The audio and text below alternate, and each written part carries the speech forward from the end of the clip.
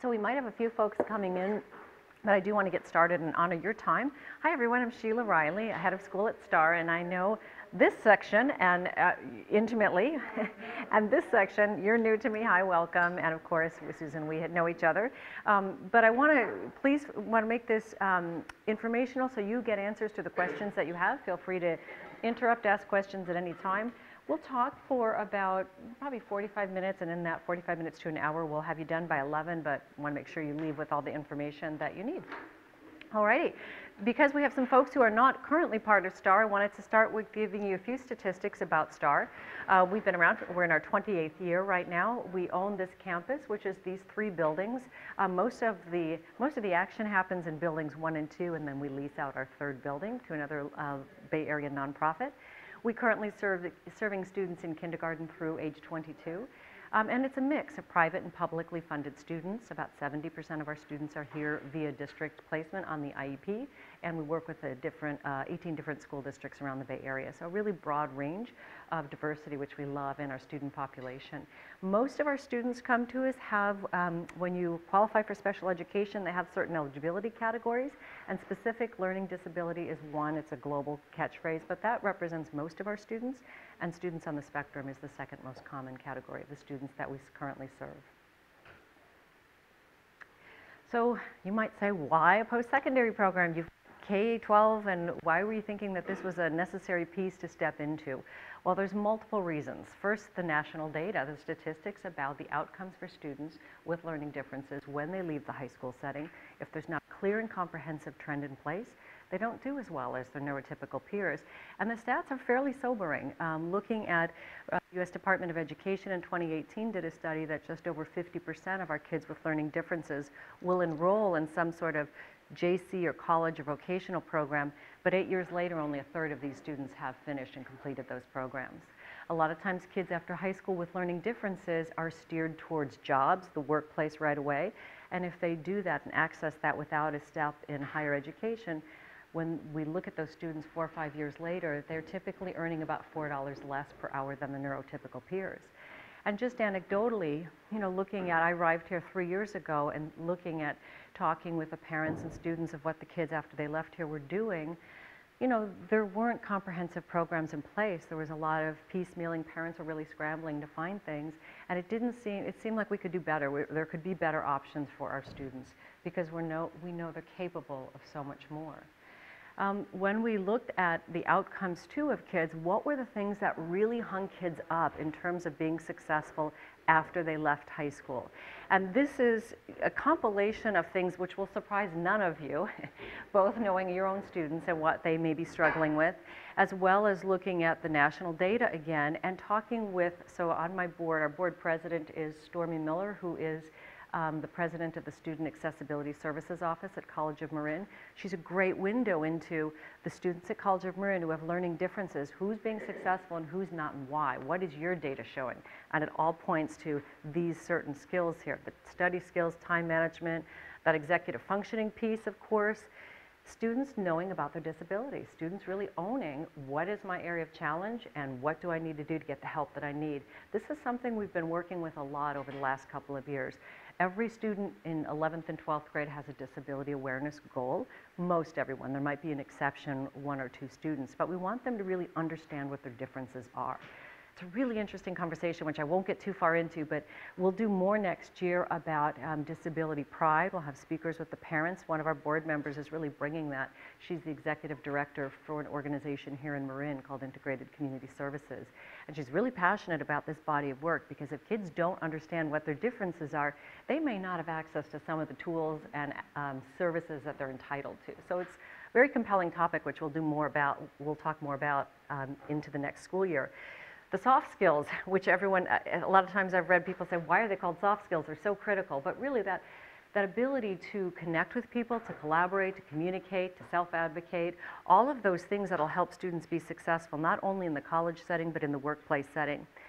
And this one here is critical, the building and maintaining of social relationships. We surveyed our high school students 2 years ago to look at kind of their expectations of what they wanted to do and what they thought they could do when they left high school. I mean, we definitely have students who say, I want to be an astronaut, or, you know, I want to be a professional basketball player. And our job is to help bring those passions into forming a realistic plan. Another thing that the students articulated is, I want to have social relationships, but I don't know how to form those. I don't know how to initiate those social occasions. I don't know how to follow through on those sorts of things. We really want to see our kids do more than graduate to a couch and video games. And so these are the skills that we know we need to support them in. The other thing was why we were really compelled to start a post-high school program was the sense of overwhelm that we saw and we heard from our parent body, not just our parents, but our students. There was a high degree of anxiety about what came next. As I mentioned earlier, we saw parents trying to hold down a full-time job and doing an internship over here, and maybe a class over there, maybe hiring a one-to-one to help the student navigate the community. It was very piecemeal and very stressful. And while there certainly are some offerings, there weren't solid programs that were comprehensive and worked with the student population that we have here. There are programs that, day programs and such, that work for lower functioning students, and then some of the students who are higher functioning can be more independent in the college setting, but our kids are right in that middle where they have the capacity to go further, but they need supports to get there. They can't navigate the world independently. So those, and then the other thing, which we'll talk about, is the agency partnership. I think when you have an IEP and you're in the high school world, the focus is so much on IEP providing the services, and parents aren't really thinking about what comes next. We need them to start thinking about what comes next freshman, sophomore year. We need to start building those relationships.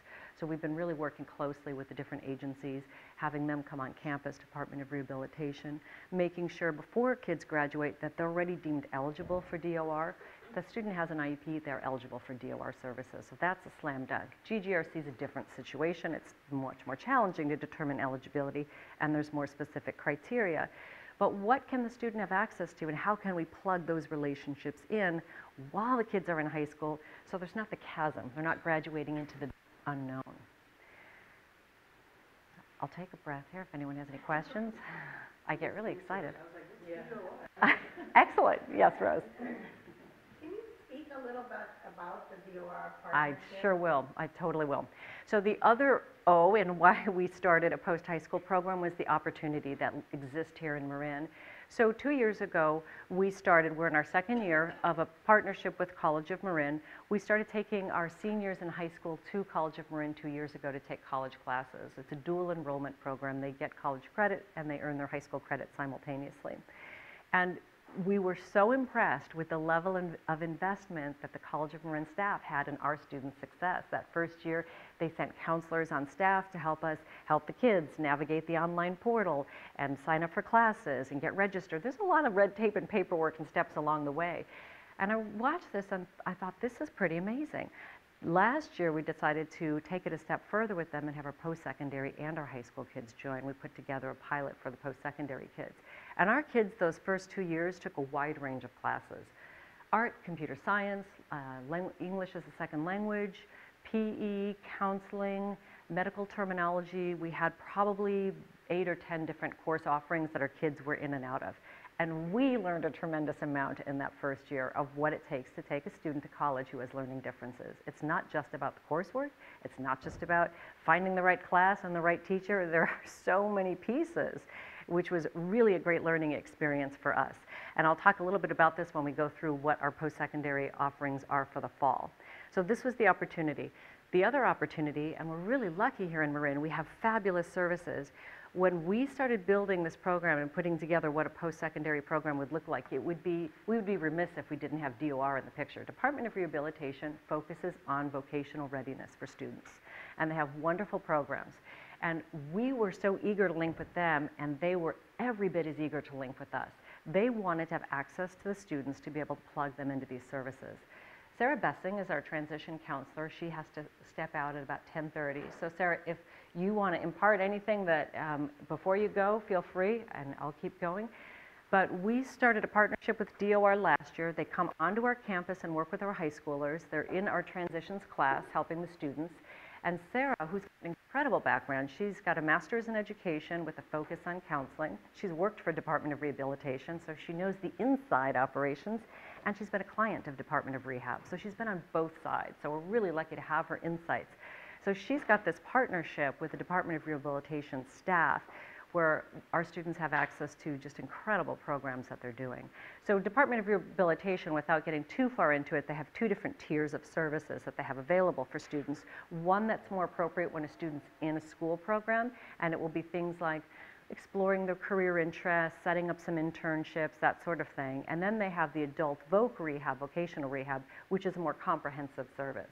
So Sarah and the staff from Department of Rehabilitation help parents and students understand, let's look at your goals, let's figure out which program best suits your goal, and when is the right timing to get plugged into what level of service exists for your student at Department of Rehabilitation. It really takes the guesswork out of it, and it's really nice to have someone help navigate that.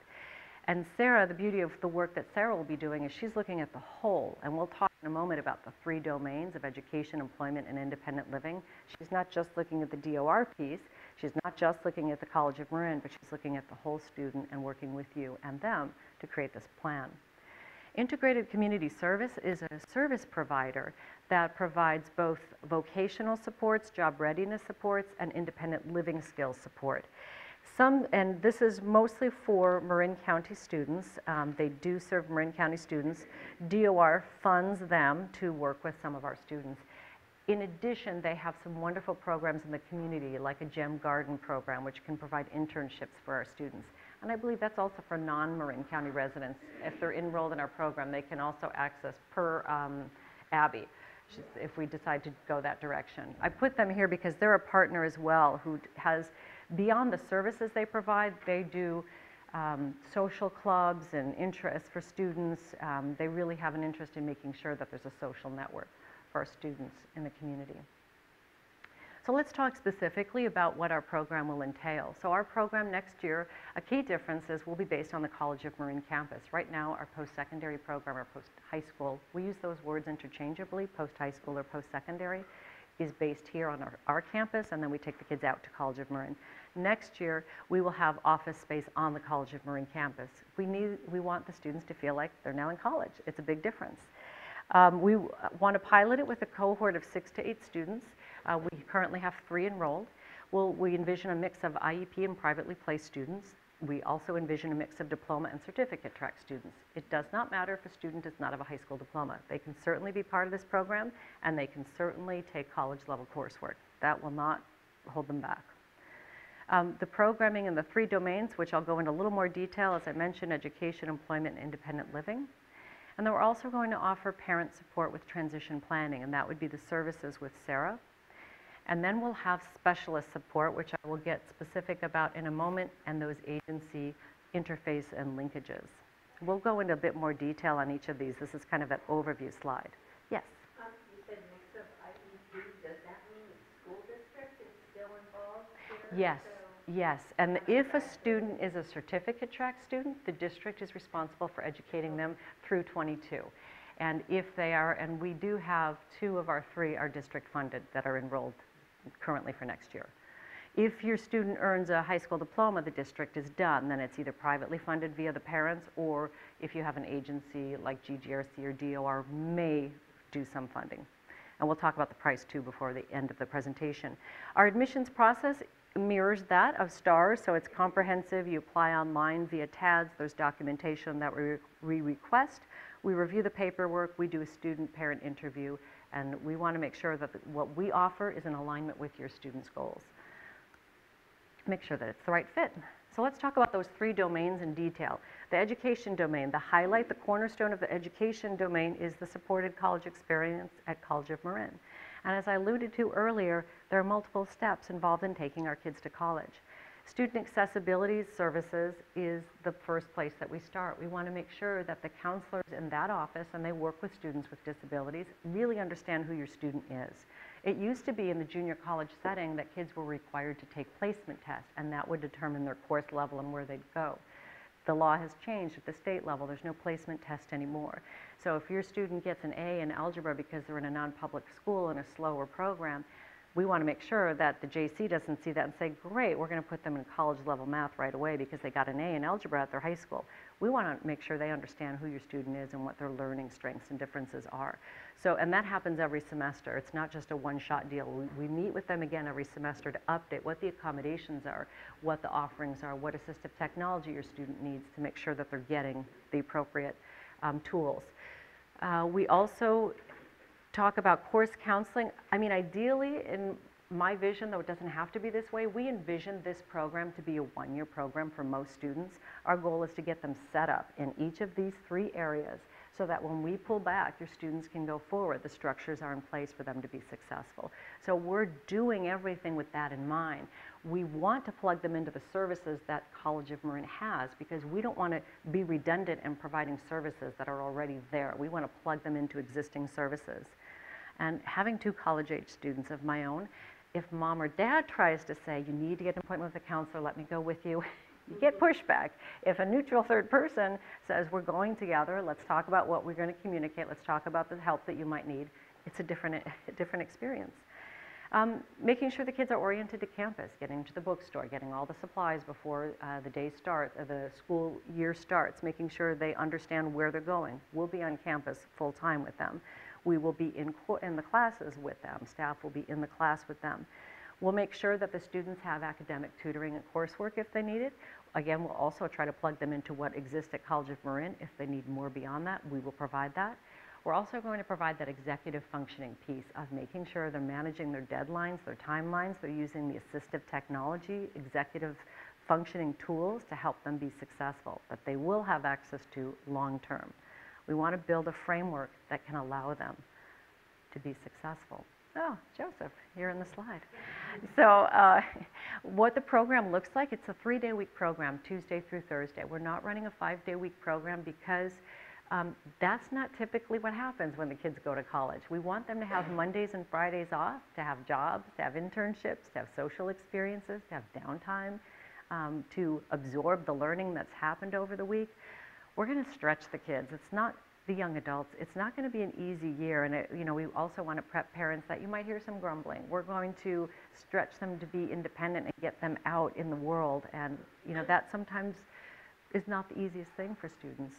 But we feel like we've got that year to really set them up. So they need a bit of downtime. The other thing that's different this year, and looking at what we've learned over the last 2 years, the goal for this program is not to have your students take a wide range of courses that they think might be really cool and interesting. The goal is to have your students' first college experience be a really successful one and a scaffolded one, so we get them in, we get the foundational skills set up, we get them plugged into the supports they need, and then they take it from there. So instead of saying, here's the course catalog, what are you interested, we have the cohort, we have the curriculum set up. So they will be taking College of Marin courses, but they're all going to be taking the same 2 courses. On Tuesday and Thursday, they have 2 classes. The first class is a study skills class, and it will start at about a 5th, 6th grade language arts level, so it'll be a lot of reading and writing and presentation, just getting acclimated to that. And then the second course that they'll have is a counseling course that looks at career and college exploration of what they might be interested in long term and what kind of coursework that would support that interest. It's a counseling class. The exact title of it, I'm not sure, but the goal, career and education, like degree, things that they might be interested in exploring from the school side and the work side. And those will be this, so they'll have those 2 courses on Tuesday, those 2 courses on Thursday. Both semesters. They'll have a different course in the second semester, but it will be courses that the same cohort will be in the whole time. The thing that's really interesting, so right now we have 6 of our currently enrolled STAR students in a counseling class, and there are 14 students in the class. 6 of them are our current high school students and 2 post-secondary students. 5 additional students are STAR alumni. So of the 14 kids in the class, 11 are our kids. And what's so cool about that is they're all having lunch together, they're talking about the assignments together. That's what we want to build, this critical mass, this community. So when our kids get at College of Marin to the campus, they see students like themselves there. And not that we're walling them off. This is an open general ed course. Anyone can take this course. But they have supports, they have peer support and peer groups. So when we want to scaffold All right, you guys are all interested in baseball. Let's think about intramurals, or there's an interest in a particular video game or card game. Let's think about starting a club. I mean, those are the sorts of things we want to do. Aiden likes that back there. So that's what we're hoping to build. So I'm confused about the timing of it, like, at what point this happens? Is this partly senior year? Is this after they No, this graduate? is after they graduate. This is after they, so they go Exactly. from senior year without any of this, it's all after. Exactly. With the exception, if a student is here as a certificate track student, or if they need a 5th year of high school, we might do a hybrid. So it's kind of a unique situation there. We have one student who will be one of our 3 who is taking a 5th year. He needs a little more time to get through that algebra course, but he doesn't need to replicate the senior year again, so we're going to take him here for 3 of his days and here for 2 of his days. So a little unique. We can definitely get creative. That's the beauty of the program. And feel free to jump in if you have anything. Let's talk about the specialist support. Here's, yeah, of course. They will be the study skills, but the next level up. So it'll go about 9th, 10th grade language arts level, and then a second counseling class. And I don't know the exact title of that class either, but it'll be the continuation of that next step. And working with College of Marin on the programming, they know what our intention is. They'll be Tuesday, Thursday in the spring, so they'll take them both up to the next level. It won't be the same coursework each semester. So it's only Tuesday and Thursday, not Wednesday. That's right, we'll talk about Wednesday in a second. So what we'll do, is the speech therapist, so remember earlier slide, the soft skills, the 21st century skills that our students really struggle with. We're going to have a speech therapist work with the students. She will be on campus on Tuesday mornings. The classes start at 11:10. From 9 until 11, the speech therapist is going to be working with our students doing a variety of things to help build those, the collaboration, the communication, the social pragmatics, planning for the unexpected, how to read facial cues or what had happened in a situation that they might not need to unpack. It will be based on the needs of the cohort, but she's really going to be working on the social pragmatics and those soft skills. On Wednesdays, we're going to do a totally different program. It'll be off campus, non-academic. The first 3 hours will be a community training course. It will be with an occupational therapist and an assistant teacher going out into the community and giving the students a wide range of different experiences, travel training, accessing community services. It might include banking, making appointments, all of those things that they'll need to do to navigate independently. And then we'll also have a language arts specialist. Wyatt, one of our multisensory language arts specialists, will be providing assistive technology support. College of Marin offers a nice array of services for the students. In the first week of each semester, we'll have Wyatt work with the students more intensively. Here's the tools that SAS offers at College of Marin. Let's make sure you know how to use them before the coursework begins. And then he'll do spot checking thereafter. And then transition counseling support with Sarah, as we've talked about, will be another level that'll happen. Let's talk about, so that was what's happening, what we're planning for in the education domain. Moving into employment domain and pre-vocational skills, we talked a lot about the 21st century skills and how we will be working with that and providing the students opportunity to practice those things. And then the key thing is, in the interest of not wanting to be redundant, DOR is the agency that does a wonderful job. They link with ICS, but they provide the internships and supported college experience, job coaching, etc. So this partnership that we have with them here at STAR will continue at College of Marin. They will come to the College of Marin campus and work with your student. We have factored in, it's about an hour and a half on Thursdays in between classes that the students will have, and they'll have about 5 different things that they can access. If they need to do transition counseling with Sarah, it'll happen then. If they need to meet with their DOR representative, it can happen then. If they need tutoring, it can happen then. If they have a study group or they want to go to a club meeting, it can happen then.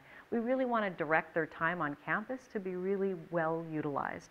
And as DOR will be right there at the college campus, we can really seed that relationship and make sure that that's happening. The other thing for some of our students, they might be regional center clients. So we want to make sure that the regional center is part of this team and is pulled into the communication, and they know what's happening. They know what the plan's looking like. They know where the student is and what they're taking and what they're thinking about. So parents, from what I hear, when they go to regional center, the big question is, what do I ask for? What do I know to advocate for? Well, if we have a plan in place, then we can have a better sense of helping you understand, well, what could Regional Center provide? Or Regional Center, come to this meeting, this team meeting, and see what the goals are. What can you provide? It's a different way. It's a more global picture. On the independent living skills domain, on Wednesday afternoons, remember Wednesday morning, they'll be out in the community for 3 hours with the travel training course. They'll come back, and then in the afternoon, they will have a 2-hour cooking and consumer math class.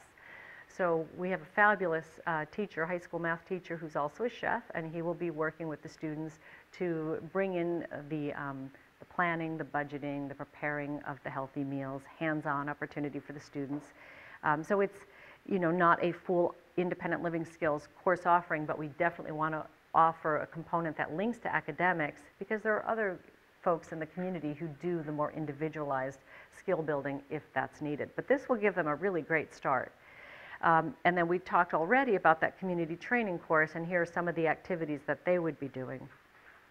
And for our Marin County kids, the Integrated Community Services is an agency that does provide services. If your student is not in Marin County, parents can privately pay for that service, or if they are in Marin County and qualify for that service via Department of Rehabilitation, they have independent living skills coaches who will come to the student's home, who will come and do individual travel training or community training.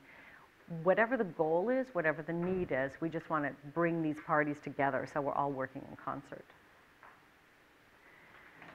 We talked a bit already about, but really the student at the center, and all of us are in the circle here, but really, unless the student is conserved, they are in the decision-making place, and we want to make sure they're supported and understand the implications of all of these things, and we want to get them on a pathway that really supports them. And part of the work that Sarah does with students is when they come in and say, I want to be the astronaut or the professional basketball player. Let's work and let's think about what are the skills, here are your strengths in your interest inventorying, here are the things that were difficult for you, here are the things that were easier for you. Let's think about what kind of internship would give you opportunities to practice those things that were more difficult.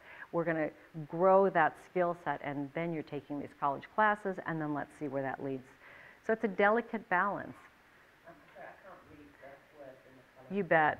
It's goals, family, abilities, skills, career, interest. So all of these kind of come together as we think about, and then the student in the center, because it's all about them, but how we bring all of these streams together. We will offer, here at STAR, any of the education offerings we do are open to all parents, whether you're a STAR parent or not, and we'd love to have as many people here for our parent education talks, so that will continue next year, and we will have continue to have transition-related talks. One of our talks this year was going to be about, now that my child's of age, what's my role in the advocacy piece? It's a delicate balance, right? So we'll be talking about that as parent group and providing some parent support. And then Sarah will put together before the end of the year for each student an individualized transition plan that will let you know what are the next steps and how that should happen. And our post-high school team consists of these wonderful folks. Well, students and parents are, of course, at the top of the list. If a student is here on an IEP from a district, we will have, as required, a credentialed education specialist case manage that student. We'll also have a team of specialists, which are a speech and language pathologist, our occupational therapist, our multisensory language arts specialist, though none of them are doing one-to-one delivery. Even if it's specified on a student's IEP in high school, we talk about that doesn't mirror what is realistic in the big world after high school. So we're not doing the one-to-one services, but we're plugging in the social pragmatics group, the community training, and then the assistive technology, because those are the places they need the support. Sarah as our transition counselor. We also have assistant teachers on staff, so the assistant teachers will be the ones, and the ratio is 1 to 6, will be in the class with the students unless they have a designated one-to-one while they're in class. So the assistant teacher is hearing the same content, so when there's tutoring required, they have all the information that they need, and they also will be supporting students out in the community. The counseling staff at College of Marin are excellent, and we definitely consider them part of the team. I'm the head of school. I'll be part of the team as well, and Claudia, our director of education. And then for the IEP kids, the district staff, obviously we'll be meeting with them annually. And then any agency representatives, certainly DOR for all of your students, and then if your student's regional center or working with ICS or any other providers, they would be considered part of the team. We want to grow this program. You know, the goals, I've touched on a few of these, to have that critical mass and study groups and social opportunities for the students, expanding our agency interface, increasing the program size. We want to reach kids outside of STAR because we know there are a ton of kids who graduate with high school diplomas who are not ready independently to navigate the college world successfully. So our goal is really, now that we're not based at the STAR campus and we are on the College of Marin campus, we can scale up, and we really want to provide that service. Really passionate about it. College of Marin, that's open to kids from any town? It is. It definitely is. So in your son's case, if he were to start here and have that college experience here, and he has a year and knowing even though he might not stay, he could transfer to San Francisco City College. He's got that experience and the paperwork, kind of get them on their feet, get that process rolling. We have an SF student in the program for next year. Yeah. There's something I wanted to say. Let's see about, oh, I know what I want to say. And the other thing that's really exciting to think about in College of Marin, so they have two campuses. The main campus is Kentfield, and the smaller campus is Indian Valley.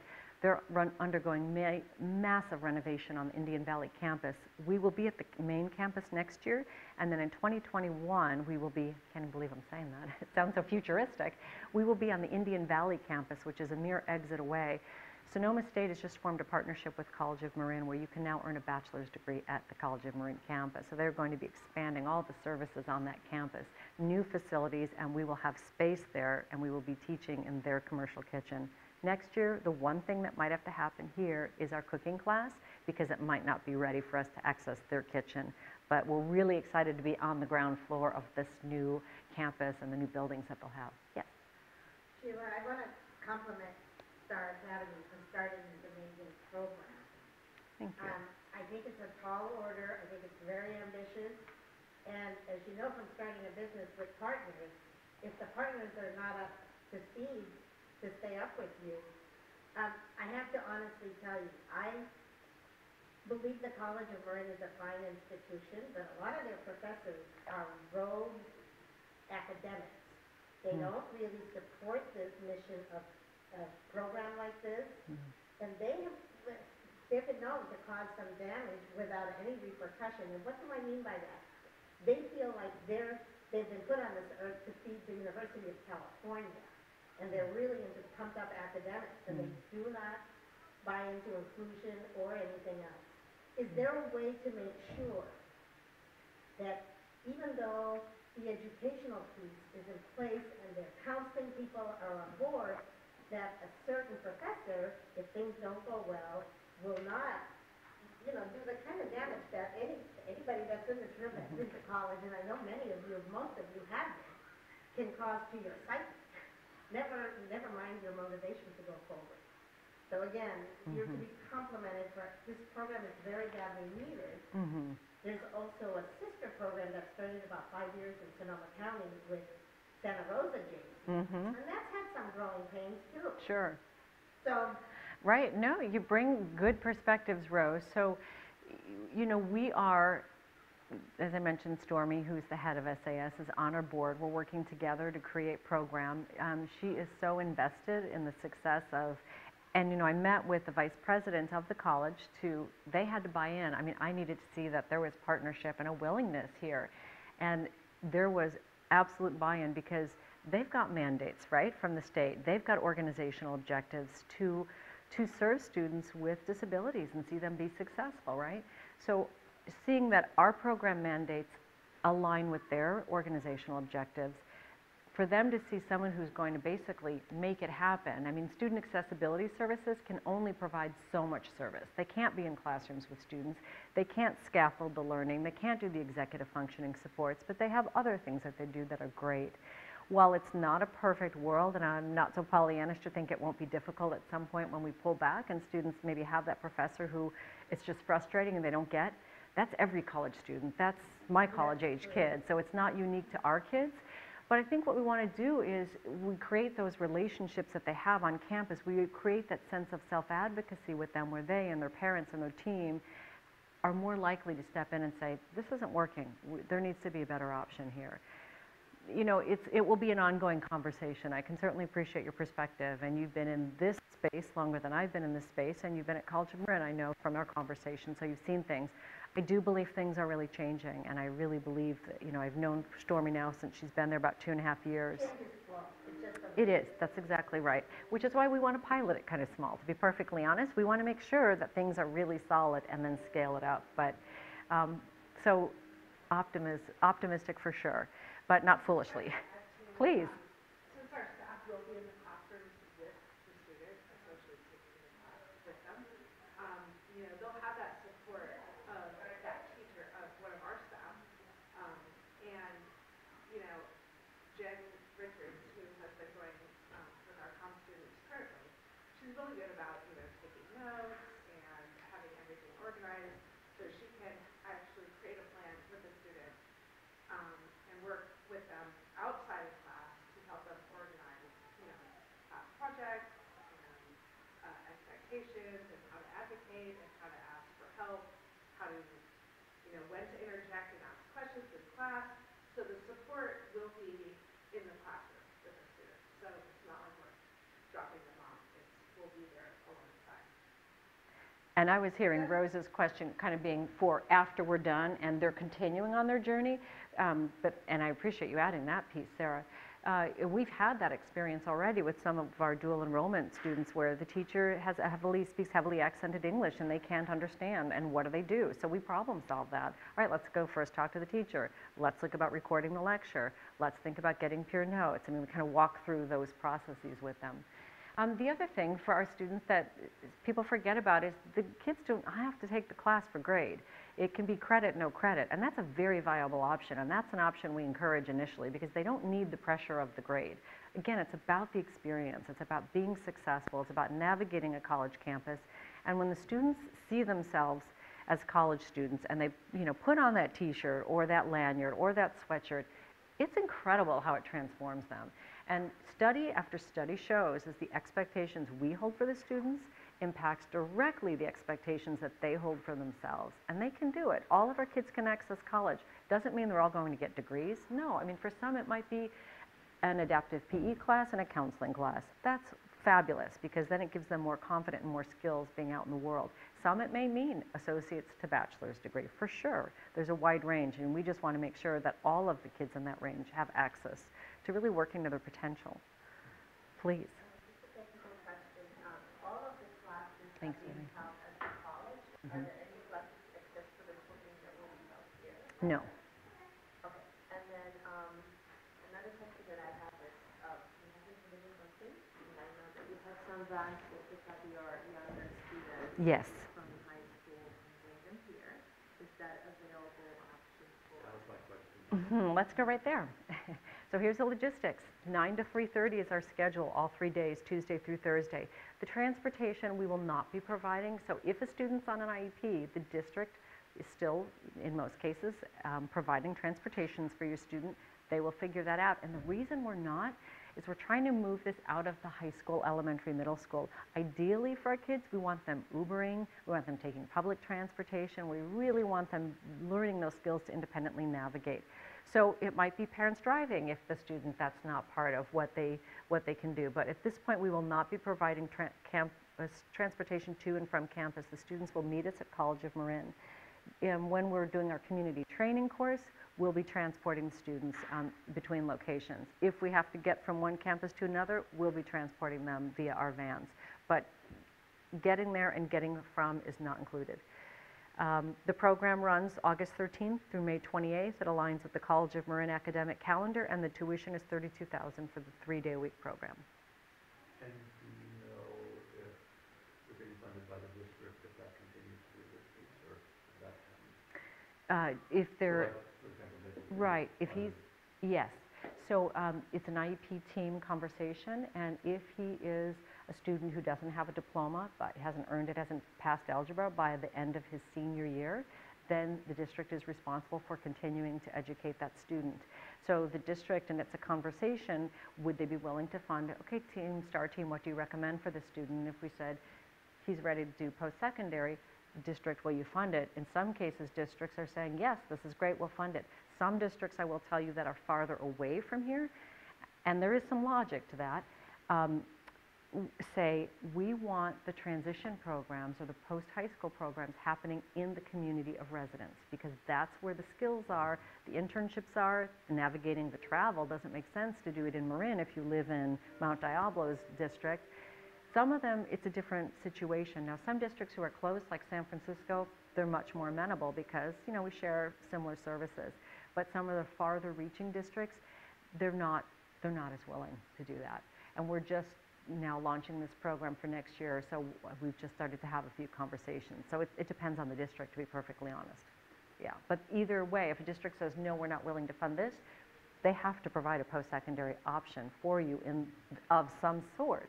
You know, just like when you are in an IEP and they say, well, here's the different offerings that we're giving you, you as a parent have the right to go visit the different programs and say, I disagree, I agree, I want to continue the conversation. You know, you have that right to pursue that. Oakland doesn't have it. Doesn't have a transition program, post-secondary. Okay, so then they have, you know, if they are responsible for educating your child through 22, then they have to provide you with some transition offerings. So that, in that case, But if they just cobble it together, like, they as a could, parent, I'm gonna be they like, could, I need to see some success. right. Like, what did you just Band-Aid together? Mhm. You know what I mean? I think it's I gonna be do. hard for them not Mm-hmm. to Yeah. meet the data. Right, and the law does state that the districts are responsible for providing transition services. I mean, that's Well, cool. that's part of FAPE? Yes, It is. through 22 if they don't earn a diploma. Once they earn the diploma, the district's done with their responsibility. So, and then it's up to the district to say, here's our slate of offerings. So it's a discussion for sure. Also, you gotta keep in mind the funding and the money trail goes through the county. So when we showed up as Marin residents trying to tap the C2C program, we were not welcome. That was very clear. And our son did not actually, he was conditionally admitted to that program. It turned out not to be the right thing for him, but it really, we met with, I don't think so. Yeah. From Marin County, seriously? So no, you know, expect that kind of resistance because the money follows the county. It doesn't. I would say it depends on your district, to be honest. I've been in conversation with some districts that are really amenable, and they tend to be the ones right here locally because that's, and inherently, transition, that is the nature of the transition work, is that you're working in the student's community of residence. But there are exceptions to that, as always with special ed. What if somebody was like 20 years old, does not have a high school diploma, doesn't have a lot of high school credit, very academically capable, maybe a little resistant to things? Where would they go? Would they go here? Would they go to that program? Right. Who would they be? So at 20 years old, I wouldn't put them in a high school program here. They're really too old for that.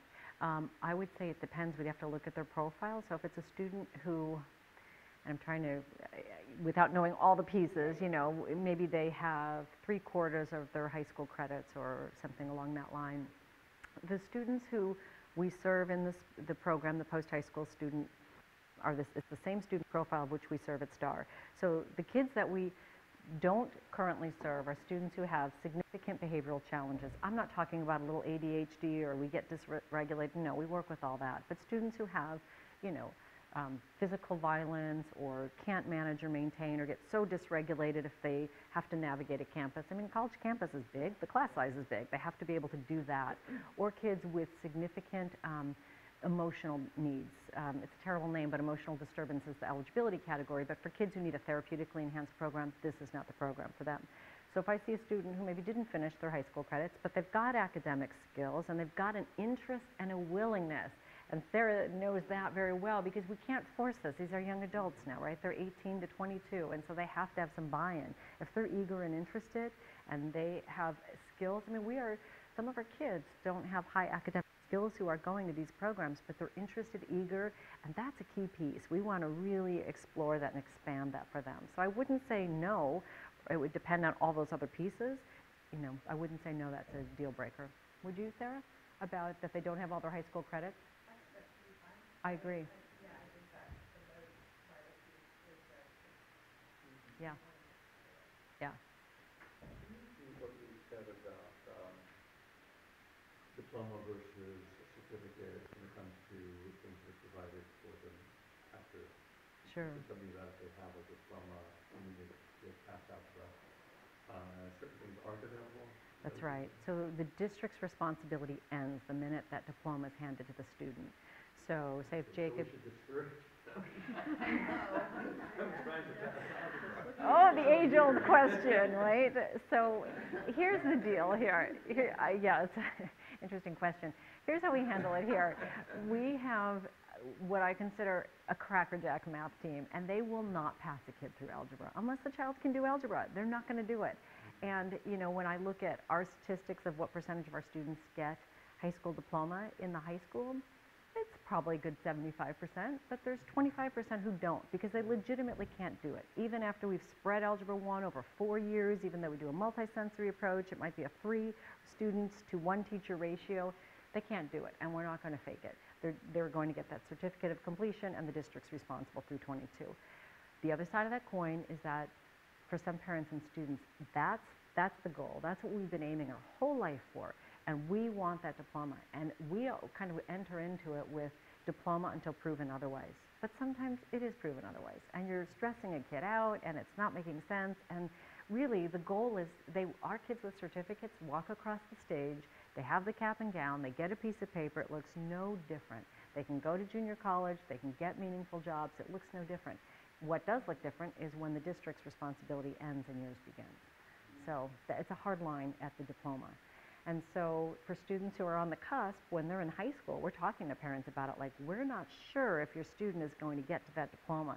And that's always kind of a scary conversation for parents because we all were schooled to, you have to get that diploma, and if you don't, you're going to be working at the same $8 an hour job forever. The only thing students right now without diplomas really can't do easily is enter the military, really. And there are not just state of California, but many states in the nation have a junior college system where certificate track kids can go right to JC. Anything you want to say about that, Sarah? Okay. So the military is the one piece. They do have different branches, have different placement exams, and they require certain levels. They could get that diploma. Yes, they could. Yes, they could. Yes, they could. That's exactly right. We had an alumni graduate here with a certificate, continued taking math classes at College of Marin. They have to do it before they're 22 in order for us to issue that diploma. They, not knowing algebra until you're 22 and then go out to the I cannot say that, Don, and I'm on film right now, so I'm definitely not going to say that. No. And again, we do, you know, diploma until proven otherwise. We want to stretch the kids and take We've been them. really trying to, Exactly. think of ways to get them that diploma. Exactly. Now I'm thinking, well, maybe. So it's important to know the whole picture. Yes. Jacob? I mean, yes, perfect, Joseph. How do you want to? Oh, oh, okay. She's what? She's at the cusp. Yeah. How long do we talk about, like, we don't know, like, could it be, like, she's in her senior year and we're still... No, usually we by sophomore year, because if the student is clearly not on track, sometimes it's very stressful for a student to be in a class where it's just not, it's stressing them out, it's not appropriate fit, and we want to get those kids in the right math class for them, which would be a consumer math class, so that they're learning all the skills that they'll need to be successful. So we'll move them, we'll as an IEP team decide, all right, let's formally make this decision, let's take them off that track and out of that class, and let's put them in the math class we feel is suiting them best. We will try, in some cases, we'll keep a student on a diploma track, but their trajectory is so much slower that we're clear with the staff and the family at the meetings, your student will not have a diploma by the time they're a senior in high school. So as we can keep them in the pre-algebra and then maybe starting to take algebra, unless it's detrimental, and then we know in the senior year of high school, we have to have the conversation about what the next year looks like. Do they stay at STAR and continue to work on it, or do they take classes, come into this program and do a hybrid and still work on the math at STAR with somebody like Joseph? We'll probably be talking about it later. Mm-hmm. Yeah, but we like to have that figured out ideally around sophomore year, but there's no hard and fast, but it's always a very important conversation we have at the IEPs in the high school. We talked a little bit about our admissions program process, and you have this in your handout there. This is a website, thinkcollege.net, which is an excellent, they tend to focus on people with intellectual disability, but I find their college resources and information to be really helpful for all groups. Sarah, do you have another resource you like, understood.org? Understood.org is a really good informational one for a lot of different categories, and that's the one that we use. would you repeat that website? Understood.org. I should drop that slide in here too. nextgeneration.com. This is .net. Sheila, our country and the whole education system is really starting to become very divided as to whether you just love education for the love of it, that the rest of it thing. So many people want much more of a link between education and a job. So what part of your program is specifically designed? Let's say, Mm-hmm. suppose a musician, is a started musician, say he takes the College of Marin track to music department, and they have a really good music department. What's he gonna do with that? Okay. 4 years, and is there thought being given to something like that? I'm so glad you give a music example because I have exactly a question to answer that. So part of the application process is really understanding what is your student's goal. If you tell me your student really is interested in getting a job in the field and really isn't interested in college, I'm going to say, well, supported college experience is at the heart of our program. Maybe this isn't the right fit. So Sarah's working with one of our students now who is very interested in the music career and music industry, and he's currently taking classes at College of Marin. There's a certificate program in sound engineering at Sonoma State. So Sarah, in her wisdom, and working with her Department of Rehabilitation counselor, is looking to, DOR will fund some education programs that are linked to a career pathway. Well, this is a career pathway for this kid. So this is a certificate program that will lead to a paying job. DOR is going to offset the tuition for that, and Sarah's lining up all these pieces. So that's the beauty, I think, of having that case management piece, stepping back. So, you know, it's not the parent and the student, because I know I'm counseling my own kids and they really hate it. Well, wait, you should do this, and are you sure? It's different, though. Someone who can look at all of those moving parts and say, I think there's a path through. And as a counselor and as a person who's been on the inside of DOR, Sarah really knows how to bring those things together. Any other questions? Great, and in your packet too, we have, let's see how I'm doing on time. Great, our contact information.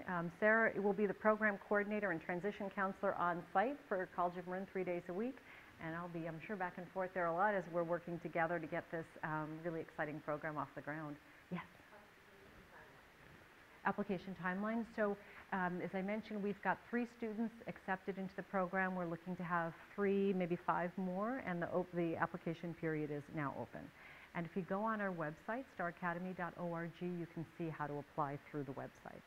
It'll give you a link to the online application process.